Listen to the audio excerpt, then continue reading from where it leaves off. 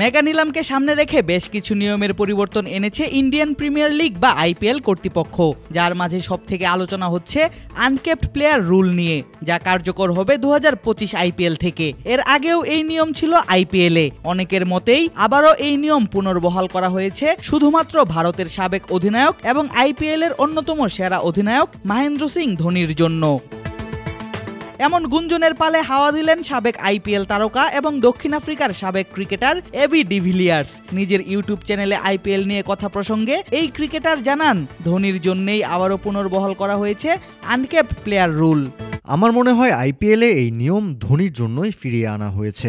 আমরা সবাই তাকে খেলায় দেখতে চাই। আমি চাই সে 80 বছর বয়সেও খেলা চালিয়ে যাক। আপনি যেখানেই যান না কেন, ক্রিকেট নিয়ে কথা উঠলে ধোনির নাম সেখানে আসবেই। ধোনি শুধুমাত্র আইপিএল কিংবা ভারতীয় ক্রিকেটের গৌরব নন, পুরো ক্রিকেটের গৌরব।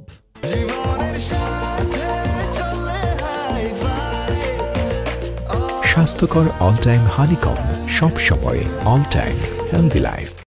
আনকেপ্ট প্লেয়ার রুলে বলা হয়েছে 5 বছর আগে আন্তর্জাতিক ক্রিকেট থেকে অবসর নেয়া ক্রিকেটারকে অভিষেকের অপেক্ষায় থাকা ক্রিকেটার হিসেবে বিবেচনা করে দলে রাখতে পারবে ফ্র্যাঞ্চাইজিগুলো। সবশেষ 2020 সালে আন্তর্জাতিক ক্রিকেটকে বিদায় বলা ধোনির ক্ষেত্রেও যা প্রযোজ্য।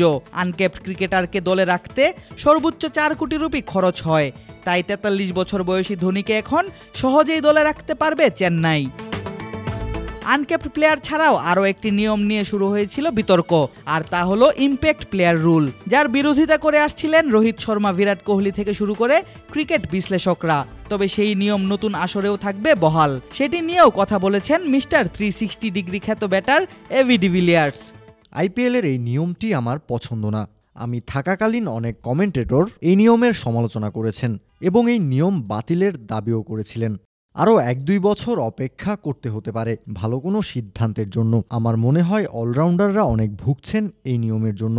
এই নিয়ম মিডল অর্ডার ব্যাটার এবং অলরাউন্ডারদের উপর চাপ সৃষ্টি করছে।